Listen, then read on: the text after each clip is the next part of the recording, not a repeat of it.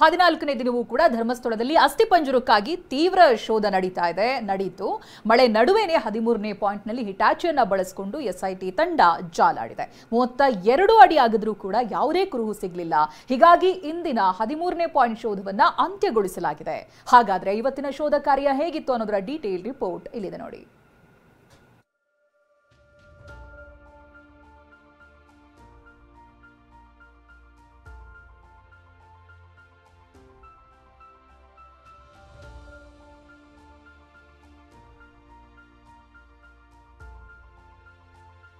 ಹದಿಮೂರನೇ ಪಾಯಿಂಟ್ನಲ್ಲಿ ಶೋಧ ನಡೆಯುತ್ತಿರುವಾಗಲೇ 30 ಕಡೆ 300ಕ್ಕೂ ಹೆಚ್ಚು ಶವ ಹೂತಿದ್ದಾಗಿ ಮಂಗಳವಾರ ಎಸ್ಐಟಿಗೆ ಮಾಹಿತಿ ನೀಡಿದ್ದು ಪ್ರಕರಣಕ್ಕೆ ಟ್ವಿಸ್ಟ್ ಕೊಟ್ಟಿದ್ದಾನೆ.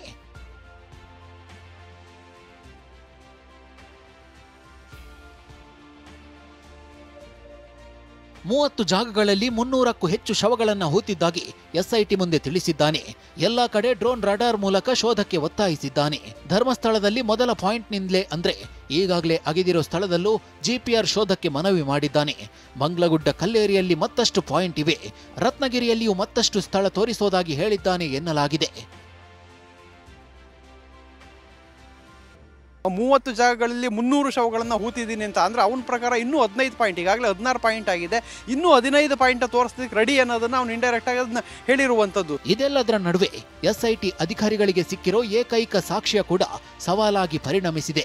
ಸಿಕ್ಕ 24 ಮೂಳೆಗಳ ಡಿಎನ್ಎ ನಾಶವಾಗಿರುವ ಸಾಧ್ಯತೆ ಇದೆ.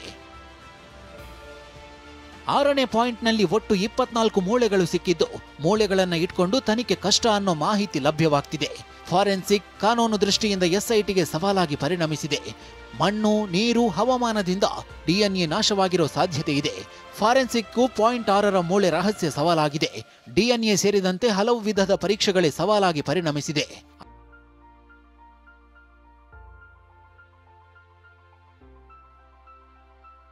ಆರನೇ ಜಾಗದಲ್ಲಿ ಸಿಕ್ಕ ಮೂಳೆಗಳು 20 ವರ್ಷ ಹಿಂದಿನದ್ದು ಅನ್ನೋ ಮಾಹಿತಿ TV9ಗೆ ಲಭ್ಯವಾಗಿದೆ. ಹಲವು ವರ್ಷಗಳ ಹಿಂದೆಯೇ ಮಣ್ಣು ಸೇರಿರೋ ಕಾರಣ ಮೂಳೆಗಳಿಗೆ ಹಾನಿಯಾದ ಮಾಹಿತಿ ಸಿಕ್ಕಿದೆ. ಹೀಗಾಗಿ ಮೃತಪಟ್ಟವರ ಗುರುತು ಪತ್ತೆ ಎಸ್ಐಟಿಗೆ ಅತಿ ದೊಡ್ಡ ಸವಾಲಾಗಿ ಪರಿಣಮಿಸಿದೆ. ಸಂಪೂರ್ಣ ಅಸ್ಥಿಪಂಜರ ಸಿಗದೆ ಸಾವಿನ ಕಾರಣ ಪತ್ತೆ ಹಚ್ಚೋದು ಕಷ್ಟಕರವಾಗಿದೆ. ಪ್ರಕರಣದಲ್ಲಿ ನೇರ ಸಾಕ್ಷ್ಯಗಳು ಇಲ್ಲದ ಕಾರಣ ಕೋರ್ಟ್ನಲ್ಲಿ ಕೇಸ್ ನಿಲ್ಲಲು ಹಲವು ಸಾಕ್ಷ್ಯಗಳ ಕೊರತೆ ಇದೆ.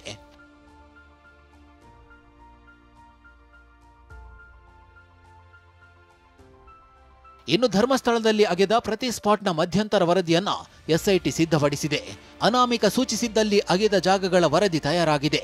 ಎಲ್ಲ ದಾಖಲೆಗಳನ್ನ ಕೋರ್ಟ್ಗೆ ಸಲ್ಲಿಸಲು ಸಕಲ ಸಿದ್ಧತೆ ನಡೆದಿದೆ. ಸ್ಪಾಟ್ 1ರಿಂದ 16ರವರೆಗೆ ಅಗೆತ ಪ್ರಕ್ರಿಯೆಗಳ ವರದಿ ಸಜ್ಜಾಗಿದೆ. ಗುಂಡಿ ಅಗೆದ ಆಳ, ಅಗಲ, ಭೌಗೋಳಿಕ ಪರಿಸ್ಥಿತಿಯ ವರದಿ ತಯಾರಾಗಿದೆ.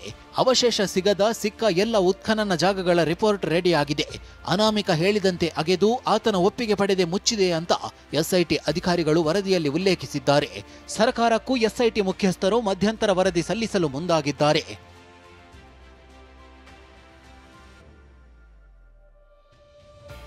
ಇತ್ತ ಗೃಹ ಸಚಿವ ಪರಮೇಶ್ವರ್ರನ್ನ ಎಸ್ಐಟಿ ಮುಖ್ಯಸ್ಥ ಪ್ರಣಬ್ ಮೊಹಂತಿ, ಎಸ್ಪಿ ಅನುಚೇತ್ ಭೇಟಿ ಮಾಡಿದ್ದಾರೆ.